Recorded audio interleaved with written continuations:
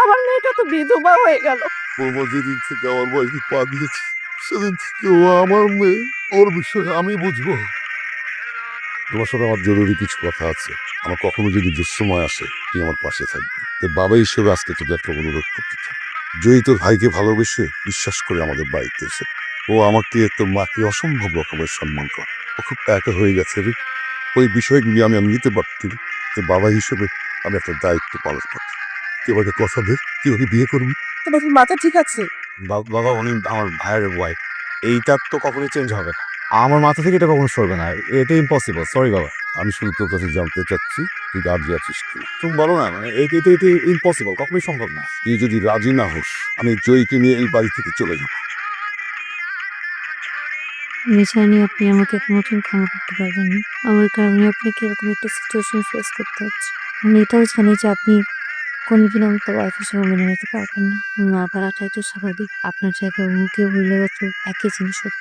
আমি আপনার কাছে কখনো ওয়াইফের মতো আবদার করবো না। আপনি আপনার লাইফ যেভাবে ইচ্ছে সেভাবে সাজাতে পারেন।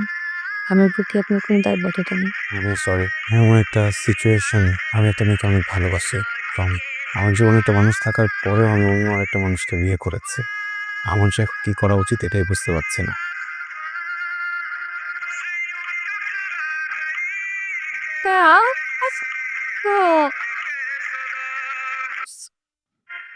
সিচুয়েশনটা এমন ছিল, আমাদের কিছু বলার ছিল না। বাবার সাথে অনেক বড় ঝামেলা হয়ে যেত। উনিও আমার সাথে থাকতে চায় না, আমি ওনার সাথে থাকতে চাই না। এই সম্পর্ক টিকবে না, এখানে কিছুই হবে না, এখানে আমি থেকে যাবো। এতে কোনো নিশ্চয়তা নাই। আমার এখন কি হবে? তুমি যদি একটা গার্লফ্রেন্ড নিয়ে আমি তোমাকে দেখতাম, আমি মাফ করে দিতাম, আমি মেনে নিতাম। এটা আমি কিভাবে মানবো? তুমি বিয়ে করছো, তুমি আমার কথা একবার চিন্তা করলাই না। বুঝতেছি আমি ভুল করছি। তোমার সাথে যেটা হয়েছে এটা অনেক খারাপ হয়েছে। আমি না জাস্ট একটা জিনিস জানি, আমি তোমাকে অনেক ভালোবাসি। আমি ডে ওয়ান থেকে ভালোবাসি। আমি কখনোই ফেক করি না, বুঝছো? এই একটা মানুষ কিভাবে বাড়িটা চলে যাবো না, বাবা মা যেন কেমন হয়েছে। এই সময় আমি ওনাদেরকে কষ্ট দিতে পারিনি, এই জন্য। আমাকে তো চিন্তা করো নাই, তোমার একটু আমার কথা মনে পড়ে নাই। আমার কি হবে? আমি বের করবো এই সম্পর্ক শেষ হওয়ার জন্য। আমি যদি সারা জীবন ওয়েট করতে হয়, আমি সারা জীবন ওয়েট করবো। যেদিন আমি ওকে ছাড়তে পারবো ওই দিন আমি তোমার কাছে চলে আসবো, আমি কথা দিচ্ছি। ওইখানে কখনো কোনো অ্যাটাচমেন্ট হবে না। আদৌ এটা শেষ হবে? টমি, তুমি বুঝতেছি ভুলটা আমার। আমি তোমার জন্য আসলে ওয়েট করবো। তুমি যদি না চাও ইটস ওকে, আমি তোমাকে কিছু বলবো না। আমি তো বলতেছি সম্পর্ক থাকবে না। আমি সুযোগ পেলে ডিভোর্স দিব। আমার যদি ওয়েট করতে হয় তোমার জন্য, আমি আমার এন্টার লাইফ ওয়েট করবো। যেদিনকে সুযোগ পাবো ওই দিন তোমাকে বিয়ে করবো। আমার সাথে না থাকতে চাও ইটস ওকে, দোষটা তো আমার। আমি ভুল করছি। তুমি যদি আমার জন্য ওয়েট না করতে চাও তাহলে তাহলে যাও, সমস্যা নেই। ও, প্রত্যেক দিন কেন এখানে এভাবে অপেক্ষা করেন বলেন তো? আপনাদের তো খেয়ে দিয়ে শুয়ে পড়লে তো হয়, আপনি এখানে থাকেন, এটাও তো আসলে বাসার কেউ দেখলে এখানে সীমান্ত কোনো মানা হয় না হয়। সে হবে না তো কি করবে? বিয়ে করেছো, এখন সংসার গুছাব। কি শুরু করেছো তুমি? এটা কোনো কথা? এটা কোনো সিস্টেম? সরি। এখানে তো সরি বলার কিছু নেই। সংসারটা সুন্দর করে গুছাবে, কিভাবে ভালো থাকবে সেই চেষ্টা করবে, তা না রাত করে বাসায় ফেরো। তোমার বউ ঝুমাবে না তো কি করবে? ভদ্র ঘরের মেয়ে, এই জন্য ঝুমায়। ফাতরা টাইপের মেয়ে হলে ঘরে গিয়ে ঘুমাতো। কি ফাইজলামি শুরু করেছো? ছেলে সুস্থ এই ধরনের ব্যাপার করতেছে কেন? ছেলেটা আমার কতদিন পর দেশে আসছে, বন্ধু বান্ধবের সাথে একটু সাক্ষাৎ করতে দেরি হয়ে গেছে। না, দেখা করে রাত করে বাড়ি ফিরবে কেন? ওর ঘরে বউ নেই? আরে বাবা ঠিক আছে, সব ঠিক আছে, তুমি বৌমার সামনে এইসব কথা বলতে হবে? এক্সকিউজ মি, আপনি ঘুমাচ্ছেন? জি? যে শোনো, আপনি ঘুমাচ্ছেন? না, বলুন। আপনি যদি একটু কথা বলে যাবে। জি। আচ্ছা, আমি তো অনেক লেট করে আসছি। আপনি আমাকে খাবারের কথা জিজ্ঞেস করলেন না। খাবো কি না, খেতেও বললেন না। লেট করে এসছেন তো, আমি ভাবলাম আপনি খেয়ে আসছেন, সেজন্যই তো জিজ্ঞেস করিনি। এটা কোনো কথা? একটা মানুষ তো 2 দিন বাইরে খেতেই পারে। এমনিতেই না যে সে এভরিডে বাইরে খাবে, তাই না? আমি তার উল্টো ভাবলাম যে আমি বাসায় এসে খাবো। লেট করে এসছেন তো, এই জন্য আমরা তিনজন আপনাকে রেখে খেয়ে ফেলেছি। ঠিক আছে, গুড নাইট। আমি কিছু করে দেই? না, প্রয়োজন নেই। কিন্তু একটা কথা কি জানেন, মানুষের বাসায় ফ্রিজ কেন থাকে? কেন সবার জন্য রান্না করা হয়। কেউ যদি কোনো কারণে একদিন না খেতে পারে, খাবারটা যেন ফ্রিজে রেখে দেওয়া হয়, পরে লাগলে যেন সেই খাবারটা গরম করে খাওয়া যায়, ঠিক আছে? উঠতে হবে না, আমি খাবো না। ফাইন, কোনো বন্ডিং নাই। বাট লিগালি ওয়াইফ তো। খাবার আছে কি?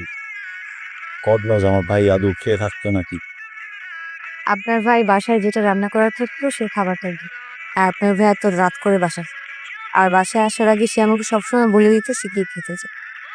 সরি, বসেন আপনি। তবে লাগে না, আমার মাথাটা ঠিক থাকে না। It's okay. ক্ষুধা লাগলে মাঝে মাঝে আমারও মাথা ঠিক থাকে না, উল্টো পাল্টা হয়ে যায়। এটা কোনো ব্যাপার না। আপনি আজকে বাইরে থেকে খেয়ে আসেননি? খাবো কিভাবে? এমন ঝগড়া লাগছে। প্রমিস সাথে নাম মুখস্থ করে রাখছেন নাকি? আপনার মুখে অনেকবার তোমার সাথে আপনাকে বাজে কথা বল। আমাকে নিয়ে আমাকে বাজে কথার জন্য আপনি ঝগড়া করেছেন? আর আপনাকে নিয়ে কেন বাজে কথা বলবো? আপনার খারাপ লেগেছে?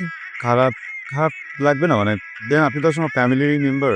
মা হোক, বাবা হোক, বা আপনি হন, যে হোক, ফ্যামিলির কাউকে নিয়ে কেউ কোনো বাজে কথা বললে তো আমার খারাপ লাগবেই। কিন্তু আপনার তাই বলে আপনার 10 জনের সাথে ঝগড়া করাটা ঠিক হয়নি। ও শুধু সন্দেহ করে। সন্দেহ করাটা তো স্বাভাবিক না? আপনি যে ওনার সাথে ঝগড়া করিয়েন, এখন তুমি ভাববে যে আপনার আর আমার মধ্যে সত্যি কোনো কেমিস্ট্রি আছে। এটা কিন্তু একদম ঠিক করেননি আপনি। আর মেয়ে মানুষরা একটু সন্দেহ করে, এটা খুবই স্বাভাবিক। আপনি মানুষ, আমি যখন এখান থেকে যাই আপনি তো জানেন আমি ঘুমে যাই, কিন্তু আপনি বলেছেন তুমি সন্দেহ করেন। আমি আপনাকে কিভাবে সন্দেহ করব? আমাকে আপনাকে সন্দেহ করার মতো সেরকম অধিকার নেই। কে বলেছে দিবেন? আপনি তো আমার মানুষের প্রতি মানুষের অধিকার থাকে। তো মানুষ। Thank you. বেস্ট ডিনার এবার চাপড়। আপনি এখানে, মা উল্টা আপনাকে খুঁজতে গেল। যাচ্ছি। আপনি কি আমাকে কিছু বলতে চান? আমি কি বলবো? ওর কিছু যেটা হয়তো কখনো বলতে চেয়েছিলেন কিন্তু বলতে পারেনি। না, আমার আসলে কিছু বলার নেই। যে আমি চলে যাচ্ছি, কবে ফিরবো জানি না, কখনো দেখা হবে কিনা সেটাও জানি। যদি কিছু বলার থেকে বলে দিতে পার। সরি, আমার জন্য আপনি আপনার প্রিয় মানুষটাকে সারা জীবনের জন্য হারিয়ে ফেললেন। এটা আপনার জন্য কি এটা? Divorce letter. আমি তো থাকবো না, তাই সাইন করে রেখে গেলাম। কোনো তারা নেই। যখন আপনার কমফোর্টেবল ফিল হবে আপনি তখন আপনার বড় সাইন করে দিন। Ayaan, thank you. আপনার সাথে এই সত্য সময়টা অনেক সুন্দর কেটেছে। You are a good friend. Joyee, আমি আব্বা, তোর কিন্তু একটা বড় অভ্যাস আছে, তুই বিদেশে যাওয়ার পর একবারে যোগাযোগ বন্ধ করে দিস। এবার জানার তুমি করিস না। তুই নিজের খেয়াল রাখিস, ঠিক মতো খাওয়া দাওয়া করিস।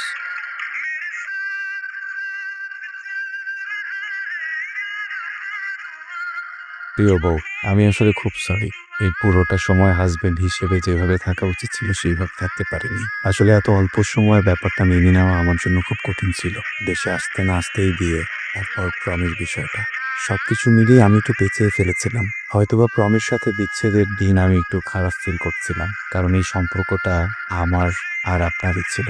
ওই দিন রাতে যা কিছু হয়েছিল এই পুরোটা এই জন্য হয়নি যে আপনি আমার ওয়াইফ, আমি আপনার হাজব্যান্ড।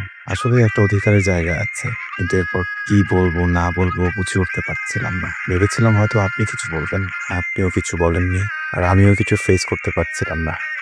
কিন্তু এখন বলতে চাই, আমি আপনাকে ভয়ঙ্করভাবে ভালোবাসতে চাই, একটা সুন্দর সংসার সাজাতে চাই। আমরা কি আমাদের অতীতটা ভুলে প্লিজ নতুন করে স্টার্ট করতে পারি?